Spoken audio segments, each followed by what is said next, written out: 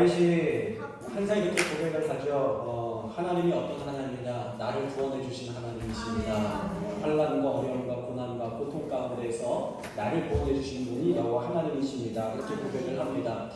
제가 다윗의 인생을 보면서 그런 생각을 한 적이 있어요. 차라리 어려움을 안 주셨으면 더 좋았을 텐데, 그 인생 가운데 문제가 없었으면 더 좋았을 텐데, 왜 하나님은 그렇게 하시지 않으시는 걸까? 그런 생각이 있었습니다.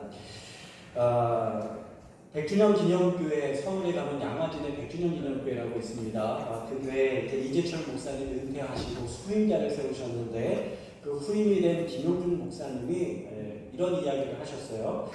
이분이 원래 불교 가정에 태어나셨다고 합니다. 그런데 고등학생 때 참 어려운 일을 많이 겪었대요. 고3 때부터 고등학교를 졸업하면서부터 한 3년 정도 불행한 일들이 가정에 계속 생기면서 내가 저주를 받았나 싶을 정도로 어려움이 있었다는 것입니다. 그래서 목사님께서 그 저주를 끊기 위하여 당시에 불교 가정이었고 불교 신도였는데 현해탄, 지금의 대한해협을 건너서 일본으로 건너가서 새로운 삶을 살려고 건너갔대요. 그런데 건너간 일본에서 예수를 믿고 그리스도인이 됩니다. 할렐루야. 불교 가정에서 태어나서 불교 신자로 자랐던 이분이 가정에 있는 어려움으로 말미암아 3년 동안 저주받은 것 같은 어려운 환난으로 인하여서 그것을 벗어나려고 일본으로 건너갔다가 예수를 믿고 목사가 되었어요. 그래서 그곳에서 예수님을 믿고 보니까 왜 이렇게 자신의 삶 가운데 어려움이 있었나, 문제가 있었나 다 이해가 되어지더라는 거예요. 나를 예수 믿게 하시려고 나를 이 고난 가운데 이곳으로 보내셨구나. 할렐루야. 그리고 그분이 나중에 이 100주년 기념교회 담임이 되어서 지금 목회를 하고 있습니다. 놀라운 일이지 않습니까? 만약에 그분이 여전히 한국에서 자신이 원하는 대로 살고 있었더라면 그는 여전히 불교 가정 가운데 살아갈 것이요 100주년 기념교회의 담임 목회자는 될 수 없었을 것입니다. 하나님께서는 한 사람, 김용준이라는 사람을 당신의 사람으로 선택하시고 후일에 100주년 기념교회 담임으로 세우기 위하여 상상할 수 없는 방법으로 그의 인생 한가운데에서 역사하신 줄로 믿습니다. 여러분, 이분이 앞으로 어려운 일을 당할 때마다 다윗과 같이 기뻐하며 찬양하지 않겠어요? 내 인생의 고난은 하나님께서 나를 더 빛나게 하기 위한 하나님의 방법이다. 그 믿음이 있으면 우리 인생 가운데 고난이 하나도 문제가 되지 않는 줄로 믿습니다. 다윗은 원래는 이름 없는 양치기였어요. 그 양치기는 당시의 시대에 지천에 깔려 있었던 사람들입니다. 이름 없는 양치들이 수두룩했어요. 그런데 하나님께서는 다윗을 손가락으로 집어 꺼내듯이 핀셋으로 짚듯이 그를 딱 집어서 내신 것이죠. 그리고 10여 년 동안 광야에서 환란을 건너게 하신 후에 이스라엘의 왕으로 세우셨습니다. 그는 그 시간 동안 수많은 원수들에게 자신의 목숨을 위협당해야 됐고 그가 하나님을 알지 못하고 경외하는 자가 아니었다면 그의 인생은 의문투성이었을 거예요. 왜 이렇게 내 인생은 고난이 깊은가? 왜 이렇게 내 인생은 어려움이 가득한가? 그가 그렇게 생각했을 것입니다. 그러나 하나님을 만나고 났더니 이해되지 않는 것이 없는 거예요. 하나님을 만나고 났더니 풀리지 않는 것이 없는 것입니다. 그를 세우기 위한 하나님의 은혜였음을 그가 깨닫게 된 줄로 믿습니다. 여러분, 그 아쿠아리움에 가보시게 되면 아쿠아리움 대부분에는 중앙에 큰 수조가 있습니다. 어마어마하게 큰 수조가 있죠. 근데 그 수조에 가면요 굉장히 많은 형형색색들의 물고기들이 다 그곳에 있는데 꼭 빠지지 않고 있는 물고기가 있어요. 뭔지 아세요? 상어입니다. 상어가 꼭 들어가 있습니다. 여러분 한번 찾아보세요. 상어가 없는 수족관은요 하나도 없습니다. 근데 여러분 왜 그 수족관들마다 상어가 다 있는지 아세요? 상어가 없으면 편할 텐데 사람들이 상어에 관심을 갖기도 하기 때문이기도 하지만 큰 비밀이 숨겨져 있어요. 그것은 상어 효과 때문에 그렇습니다. 상어 효과. 여러분, 상어가 없는 수족관의 물고기들은 어떻게 움직이죠? 느릿느릿 천천히 이렇게 움직이잖아요. 느릿느릿. 근데 자신을 해하는 적이 없기 때문에 물고기들이 긴장을 풀고 느슨해지는 것이죠. 근데 문제는 여기서 끝나지 않습니다. 느슨한 물고기들이 긴장이 풀어지고 운동도 하지 않으면 금방 죽어나가게 됩니다. 근데 여기에 상어를 딱 넣어주게 되면 이 상어가 다니면서 이 물고기들을 위협하잖아요. 그 물고기들은요 도망다니라고 정신이 없습니다. 그러니까 죽음에 대해서 생각할 겨를이 없어요. 왜요? 뒤쫓아오는 상어를 피해 다녀야 되기 때문에 열심히 수족관을 해집고 다닙니다. 그럼 사람들이 보기에 뭐라 그래요? 이 수족관은 참 활발하구나. 네. 생사에 걸려서 생사의 기로가 놓인 물고기들이 도망다니는 것을 우리는 알지 못하고 물고기들이 아주 생기가 발랄하네 하면서 이렇게 보지 않습니까? 그리고 그렇게 도망다니는 물고기들은요 죽지 않는다는 겁니다. 긴장의 끈을 놓지 않기 때문에 오래오래 수족관에서 살 수 있게 된다는 것입니다. 어느 유명한 해물탕 맛집이라는 곳이 소개가 됐는데 전국에서 수많은 사람들이 줄 서서 먹는 거예요. 왜 유명하냐 이렇게 봤더니 해물탕에 들어가는 전복과 낙지가 굉장히 쫄깃쫄깃 아주 싱싱하더라는 것입니다. 그러면서 주인이 비결을 이야기하는데 비결은 그 집에 있는 수족관이 있다는 거예요. 그 수족관에 전복과 낙지들이 가득한데 그 안에 뭐가 있었을까요? 상어, 조그만 큰 상어 말고 조그만 상어가 있었던 것입니다. 저는 그것을 보면서 생각했어요. 아니 무슨 전복의 상어야, 상어가 무슨 전복을 먹는다고. 그런데 놀라운 일이 벌어졌습니다. 상어가 쫓아올 때 전복이요 자신의 몸을 건사하기 위해요 거의 공 굴러가듯이 굴러가면서 빠르게 도망가는 것을 보게 되었어요. 여러분 전복도 달릴 수 있다는 사실 아세요? 상어가 오면 전복도 뛰게 한다는 것입니다. 여러분 그러다 보니까 싱싱한 재료로 해물탕으로 사람들의 입맛을 사로잡을 수 있었다는 것입니다. 그렇구나. 하나님께서 우리에게 고난이라는 상어를 우리 인생의 바다의 한가운데 풀어놓으신 이유가 무엇일까요? 우리로 하여금 싱싱하게란 건 아니지만 기도하고 긴장하며 살아가라고 하나님께서 풀어놓으신다는 것이죠. 다윗의 인생에는 참 원수가 많았습니다. 하나님께서 원수들의 칼에서 지켜주시지 않으셨다면 다윗은 목숨이 10개라도 부족했을 거예요. 그때마다 다윗은 하나님의 은혜를 경험하면서 하나님의 구원자이심을 경험한 줄로 믿습니다. 그렇기 때문에 어떠한 순간에라도 자신의 인생을 포기할 수 없었어요.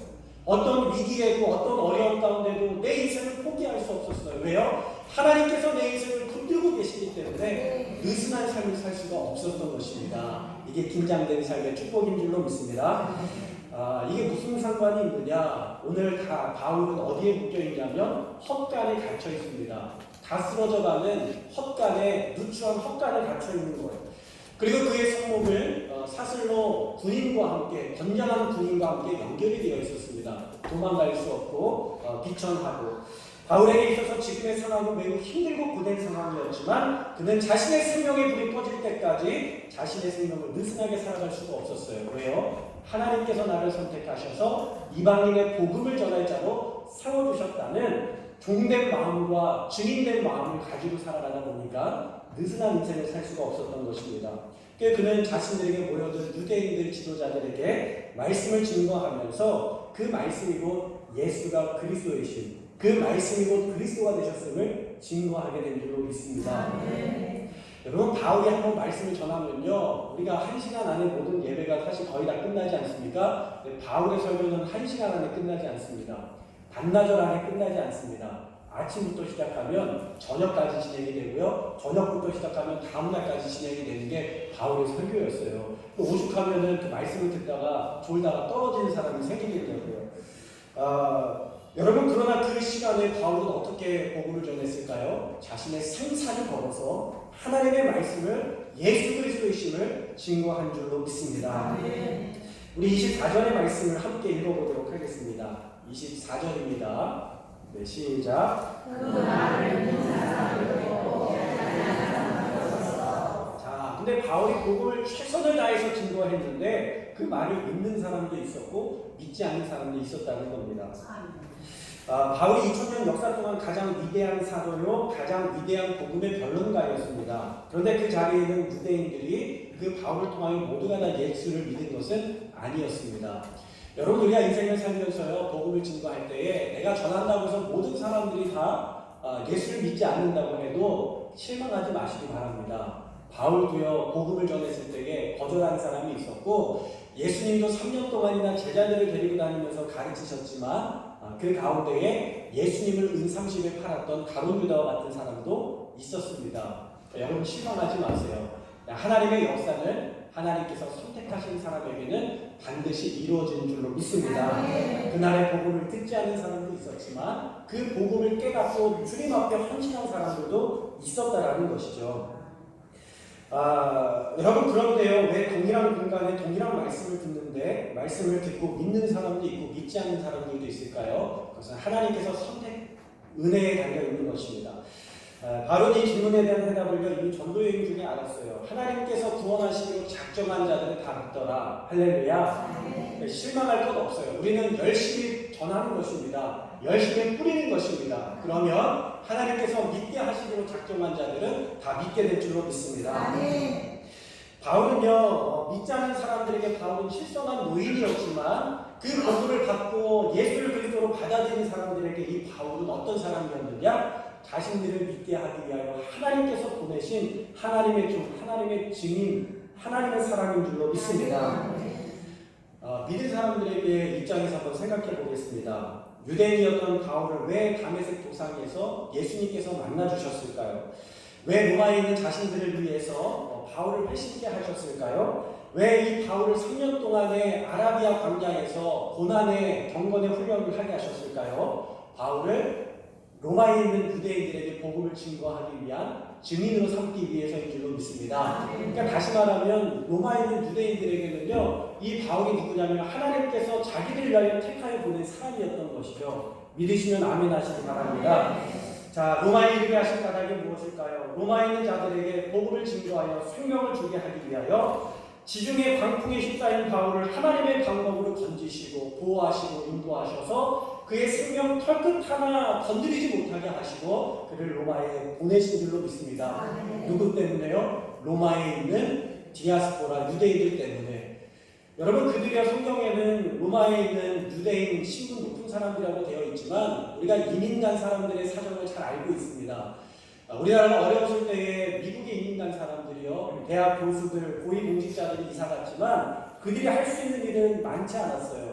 그들은 세탁소에서 일하고 청소하며 일을 하고 허드렛 일을 하면서 살았습니다.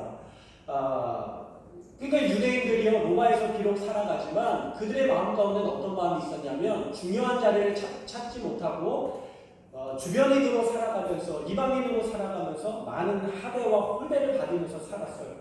그들은 항상 생각하기를 왜 우리가 이곳에 와서 고생해야 되나? 왜 우리가 이스라엘을 놔두고 하나님께서 선택하신 가나안 땅을 두고 왜 이방 땅 로마의 땅에 와서 우리가 고난해야 되나? 고난당해야 되나? 괴로워해야 되나? 힘든 인생을 살아야 되나? 항상 그들에게는 그런 의문들이 있었습니다. 그런데 바울을 만나면서 그 의문들이 해소된 거예요. 우리로 하여금 예수 믿게 하려고 바울을 보내셨구나. 믿어지면 아멘 하시기 바랍니다. 여러분, 그들이요 여전히 유대 땅에 남아 있었다면 예수님을 박해하고 예수님을 십자가에 못 박는데 함께 동조하여서 그들이 하나님께서 허락하신 구원을 받지 못하는 어두운 자들로 남아 있을지 모릅니다. 그러나 하나님께서 그들을 흩으신 이유는 예수 그리스도의 복음을 믿고 구원받게 하기 위하여 하나님께서 그들을 보내셨다는 사실을 그들은 알게 된 줄로 믿습니다. 인생에 풀리지 않는 여러 가지 질문들을 바울을 통해서 구원의 은혜를 입은 그들은 저절로 해소되었을 것입니다. 그들이 그동안 거쳐왔던 눈물겨운 인생의 여정은 모두 그날 로마의 병들의 이 싸구려 헛간에서 그들을 구원해내시려는 주님의 신비한 섭리요 은혜인 줄로 믿습니다. 이 덕분에 그들은 주님 안에서 생명으로 충만하게 소생될 수 있었고 그들의 구원자이신 예수님을 은혜 가운데 만나게 된 줄로 믿습니다. 캔자스 시티에 사는 한 청년이 있습니다. 한 가지 예언만 하고 말씀을 마칠게요. 그는 출판사와 신문사를 쫓아다니면서 자기가 그린 만화를 실어달라고 이렇게 부탁을 했어요. 그런데 어느 곳에서도 이 사람을 받아주는 사람이 없었습니다. 계속 거절당하고 가진 돈도 다 떨어지고 이제 집도 떠난 지도 한참 돼서 집으로 돌아갈 수도 없는 상황에 마침 주일이 되었습니다. 주님의 날에 눈에 보이는 어느 곳에나 들어가서 예배드려야 되겠다 생각하고 눈에 보이는 교회에 들어가서 예배드리는데 예배는 하나도 안 드리고 눈물만 하염없이 나는 거예요. 목사님께 설교를 예배를 인도하면서 딱 보는데 한 사람이 누군가 새로운 사람이 들어와서 하염없이 눈물을 흘리는 거 보니까 튀어요 안 튀어요? 굉장히 튀잖아요. 그 예배를 끝나고 그 청년을 찾아가서 만났습니다. 그랬더니 이 청년들이 집도 없고 이 직장도 구하지 못하고 어려운 상황 가운데 있는 것을 듣게 되었어요. 그 목사님께서 교회 창고에 한 칸을 내주면서 여기라도 머물기를 원한다면 이 직장을 구할 때까지 머물면서 교회 일도 좀 도와줬으면 좋겠습니다 하면서 먹을 것도 주고 장소도 내어주었습니다. 그래서 목사님이 이런 이야기를 했어요. 모든 것엔 다 하나님의 때와 방법이 있으니 용기를 잃지 말게, 하나님의 자녀를 사랑하고 계시다는 것을 잊지 말게, 이렇게 이야기를 했습니다. 근데 교회 창고에는요 쥐가 많았습니다. 쥐하고 친해진 거예요. 처음에는 쥐가 징그러웠는데 계속 쥐를 보니까요 쥐가 귀여운 거예요. 그래서 먹을 것을 조금씩 줘보기 시작했더니 이 쥐가 도망가지 않고 한참을 이 청년 앞에 머물러 있는 겁니다. 이 청년이 쥐의 모습을 보면서 그림을 그렸어요. 그리고 그 쥐를 보면서 글을 쓰기 시작했습니다. 그 쥐가 어떤 쥐냐? 미키마우스예요. 미키마우스. 네. 거짓말하는 것 같죠? 그 미키마우스라는 캐릭터를 만들고요. 그 사람이 디즈니라는 회사를 설립하게 됩니다. 그 사람이 바로 월트 디즈니라는 사람이에요. 여러분 이 디즈니는요 거의 미키마우스와 동급입니다. 미키마우스는 이 디즈니와 동급이에요. 미키마우스라는 캐릭터를 통해서 회사를 크게 일으킬 수 있었던 것이죠.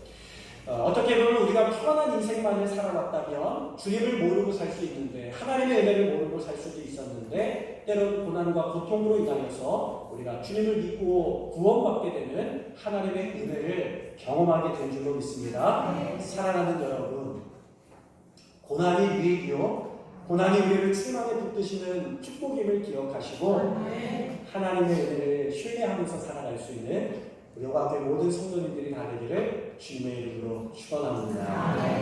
기도하겠습니다.